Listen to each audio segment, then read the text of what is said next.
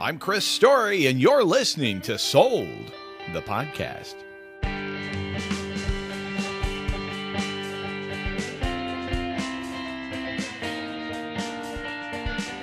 Today, courtesy of the Alaska Association of Realtors, just when you thought it was safe to rest on your laurels, just when you thought enough was good enough, just when you thought it was safe to wear sweats to an open house.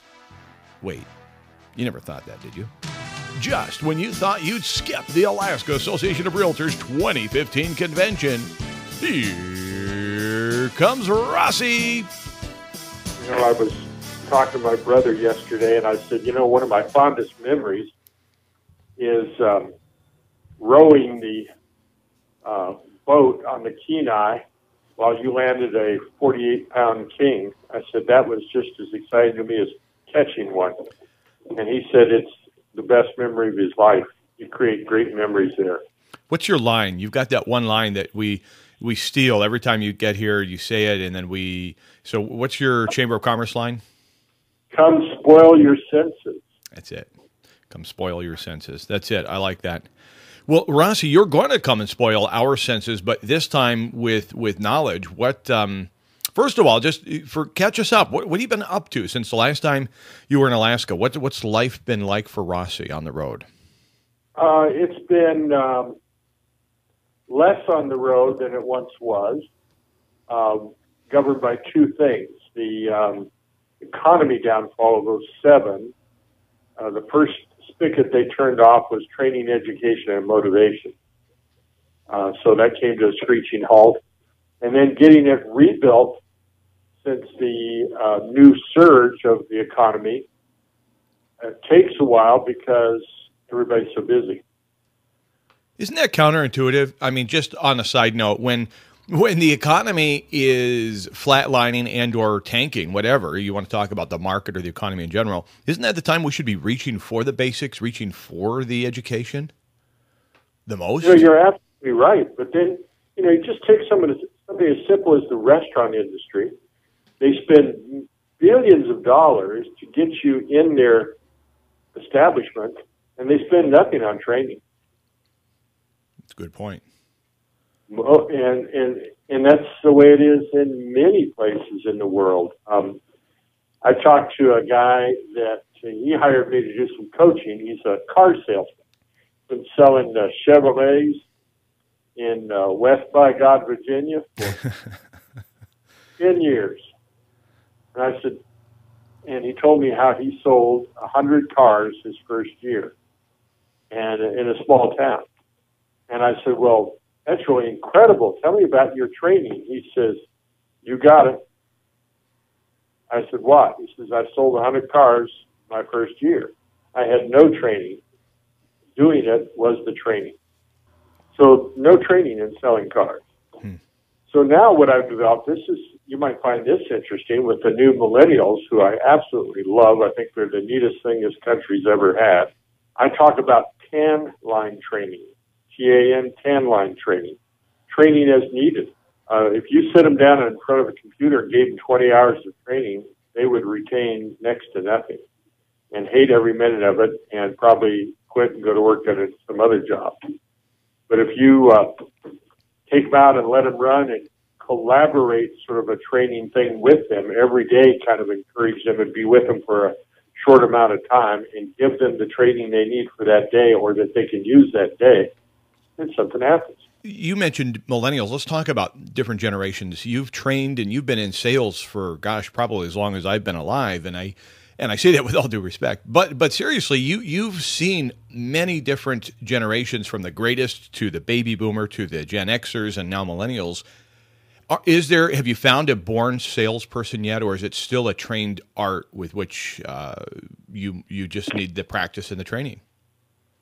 Oh, you're back to the old nurture and nature question, aren't you?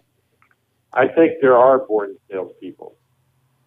And I base that on the fact that you only have to sell one thing, and that's ourselves.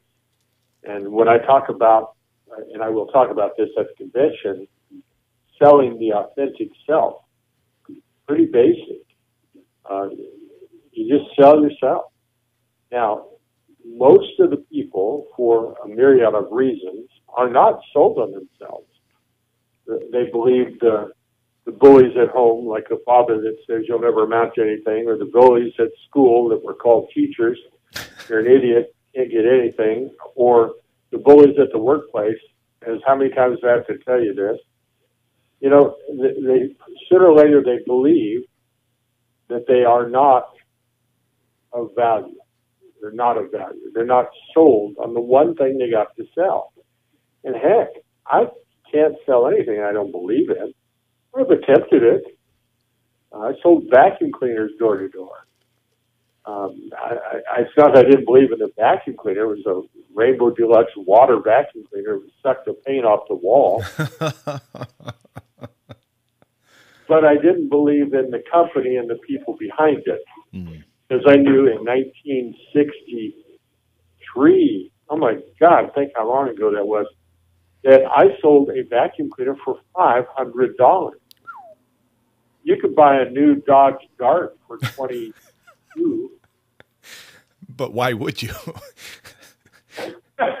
I sold those too. Oh, my Lord. So the vacuum cleaner, 50% of it was commission. So they dump a busload of this out, we sell it. I sold one my first day, one my second day. And the third day I quit and went back to the three little old ladies who had jointly pooled their money together to buy this vacuum cleaner that you fill with water that they couldn't lift if they tried to move from house to house. And I gave $250 back and said there was a sales contest and they won. They were just thrilled and I never went back. So, of course, the $250 of the first time was the money I borrowed from my mom because in order to start to work for them, you had to pay for your demo, which was $250. So I just didn't believe it. I tell that story on a video. I've got a long video on that where I'm in the car talking about selling. But your question, are the different age groups, are they really that different? They are different in the way that they send and receive communication. However, those that are not sold on themselves don't do any good in selling. Those that are good, sold on themselves, do better. Now, here's the problem with the millennials. We gave them a swimming trophy for showing up. And they never got wet. So they really believe that they are great. So when they get into real estate and they get just hammered with rejection, they go back to technology that doesn't reject them and they leave the real estate industry. Or they're like some of the agents I know that are millennials that are just absolutely kicking ass and taking names. They have lit the prairie on fire because they realize that it's a incredible opportunity if they are organized and have systems in place. They can take as much time off as they want. They can work as hard as they want. They can play as hard as they want, and they can put a lot of money in their pocket. That's what more would you ask for in any career? That's the thing that I find so exciting about sales, and I think I would extend that umbrella over.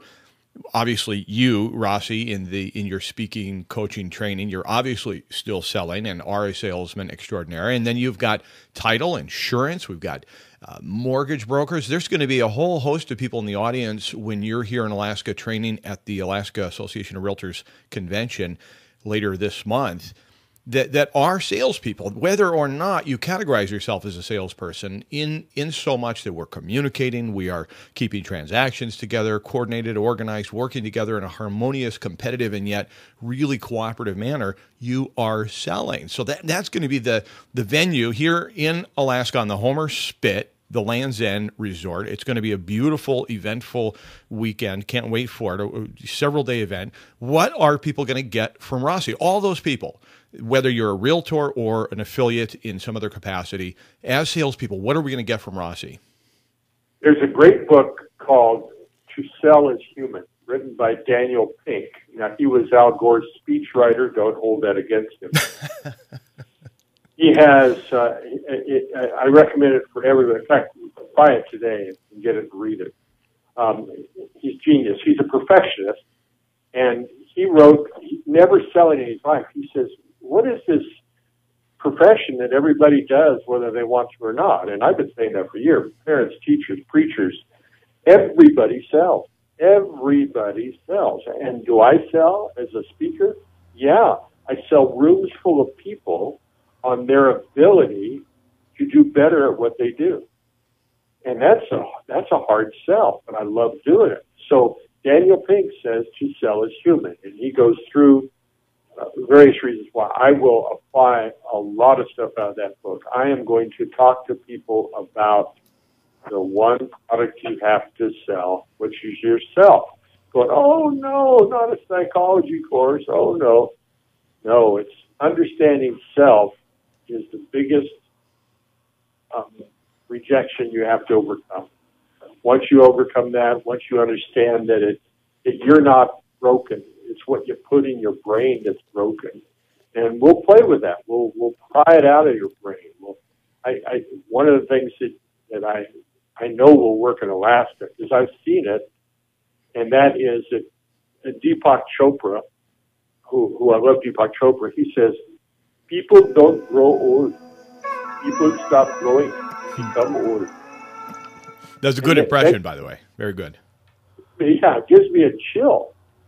And it's true. I watch people, my family, my dad, at 60 years old, he'd get out of a chair and hold his back and go, oh, I'm getting old. I can't remember anything anymore. You know, my mind's not what it used to be. I remember when I used to be able to do crossword puzzles. I can't do that anymore. That's programming the subconscious mind. Now, I'm going to talk a lot about this, both in the morning and afternoon session. The morning session is called the power of non-selling. Because we don't have to sell anymore. No dialogue, none of that stuff. Forget all that stuff. Power of non-selling, that's morning session. Then the afternoon session is snags, snares, and strategies on social media. So in the morning, I'm going to talk a lot about that subconscious mind that we program. It is the one part of our mind, you know, there are many parts, but let's take the conscious, here now, the subconscious, where you sort based on your morals, values, and beliefs, and then your unconscious. Well, behavioral psychologists, brain scientists, everybody today says that all learning happens in a state of deep unconscious. And they also state this: the subconscious has no free will. Unconscious, you can learn and think as you want. The conscious, the here and now, you can do what you want. You have free will. You have choice. But the subconscious mind it's like your heart, your software that you put in that says you can only do this. You can only do what the conscious mind tells us to do. So my dad and others program themselves to be old, and then they live to die instead of die after you've lived. At my father's funeral, I said, death is not the tragedy of life. The tragedy of life is not having lived the minute you were here. And so I'm gonna really work them hard on that. I'm gonna really work them, because once you realize you only have to be sold on yourself. Now, let's take that to another extreme, because we know a lot of these Alaskans, and I love Alaska. As you know, I've been up there all seasons. I'm still at Uchaka. I have not spent a winter up there. But they are up there, and they are bullheaded, and they believe they can do anything. And I love that. It's great. Sometimes they take that to an extreme. And you got to be careful with extremes. You can oversell yourself, or you can be oversold on yourself. So then in the afternoon, we talked about social media. I've got to sell them on using social media. I bet you, I would be willing to bet that on the globe, less than 10% of all the agents are really using social media successfully. I was just going to say, yeah, I'm glad you added the descriptor there successfully, because I think we're all using it, but to what extent, and are we using it properly and effectively, and is it making us more money? I'll tell you one thing.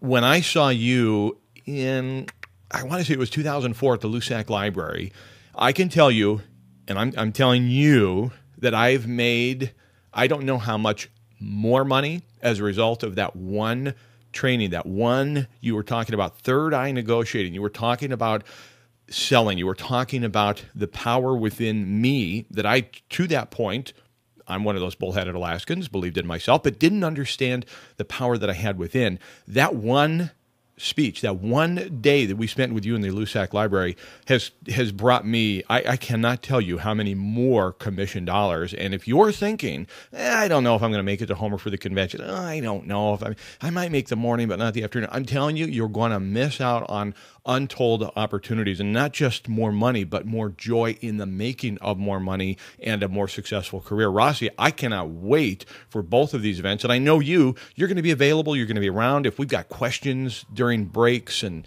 other breakout sessions and stuff, I know that you are just constantly giving when you're here. And I just know that we're going to expect that. Plus, you're bringing some other exciting stuff. You can talk about that now, or we can catch up with you later and maybe leave a little bit of that under the covers. Well, yeah, but I want to go back on something you said, the joy, and what you said about being at the Lusac Library, and your wonderful compliment. Please put that in writing. It's just, I thank you so much. I mean, we as these fragile human beings on this planet, we never get tired of hearing nice things like you just said about me. That's a compliment. It's why I do this. As you know, I don't have CDs and crap at the back of the room to sell. I'm not there to do that. I'm there to deliver all the material. By the way, every bit of my presentation is going to be, I will give them a link so that they can have every bit of it right there in their smartphone, either during the day or to take home and teach to their offices. I mean, you know, if Elon Musk can give away his, or not give away, but allow people to use the patents that he has on his cars, I can certainly give away my material. If IBM can take the most intelligent computer in the world, Watson, and say to people, please use it, I can certainly give away my material, and I think everybody ought to do that. You know, information is free, so we need to give that. Yes, I have a book. I don't even know whether I'll bring any or not, and we'll just see what happens. But I do have more stuff to bring, and we will have to talk about it later. But your statement of the joy, of putting the joy back in selling, when I say the power of non-selling, wouldn't that be great if you don't have to do any role play? Wouldn't that be great if you don't have to memorize any dialogue? Scripts. Mm-hmm.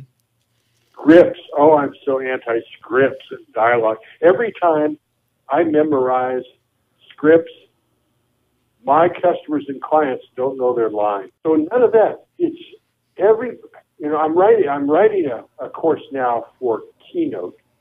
Keynote is underwritten by the Kansas Association of Realtors. It is going to be online CE education available to all 50 states and credited in all 50 states through NAR and Norello. And I mean, it's a massive project. And it is the most exciting online education you've ever seen. It is not this retest, fall asleep, your head hit the computer keypad. 50% of all their classes are interactive video. So I'll be doing my interactive video, and guess what my topic is? You know, you won't ever guess. Ethics. I'm doing the E is for Ethics course. Mm-hmm. And I'm so pumped about it because, you know, outside of the learned professions of medical and lawyer and engineers, no one else has a code of ethics but the realtors. And it was developed by a group that got together in 1908. That was the last year of the Internet penny. And in 1913, they wrote this thing, and we have lived by it. I am so proud to be a realtor. and that we have these ethics, we have this strength, we have this history behind us, and this ethics course is going to be a hoot. Well, that's great because, I mean, you know, it's a good material, it's good to know, and it's good to have, and we all appreciate the code of ethics, et cetera. But to make an exciting course around it, that's a feat. That's awesome. I must say it's a job. It's one of the biggest undertakings I've ever had. I bet. Rossi, throw out your contact. Where should people go to find you on social media and check you out before the big Alaska Association of Realtors convention? Well, my name is Rossi, and I speak for a living. I don't use my first name. Many people in Alaska know me as Jerry Rossi. I can't hardly even say the name myself anymore. I branded Rossi. All my friends call me Rossi. I want to be called Rossi. I've spent a lot of time, effort, and energy becoming a brand, and I teach branding. By the way, here's a hint for that for all you listeners. Branding is what they say about you when you're not in the room. So that's good. I branded Rossi. I speak for a living, rossispeaks.com. All right. It's that easy. Twitter, Rossi Speaks. Facebook, Rossi Speaks. LinkedIn, Rossi Speaks. And yes, I would just be thrilled to have people join me. And if you guys and gals are not on Periscope yet, Periscope, Periscop, it's an app, and it's free, and it is instant or live video broadcasting. That's what just that whistle was, that someone coming through with a Periscope that they're sending me. So I'm going to be posting some Periscopes and posting some scopes before I get there, and I'm really excited about that. So find me on Periscope as well. RossiSpeaks.com. Rossi, cannot wait to have you back in Alaska, and we'll get you back here on the Sold Podcast before the big event coming up in Alaska. And meanwhile, my friend, thank you so much, and just sell away. Thank you very, very much, Chris. You're doing a great job for the Alaskan Association of Realtors. Well, I knew what I didn't want to know, and I saw where I didn't want to go, so I took the path less traveled on, and I'll let my stories be whispered when I'm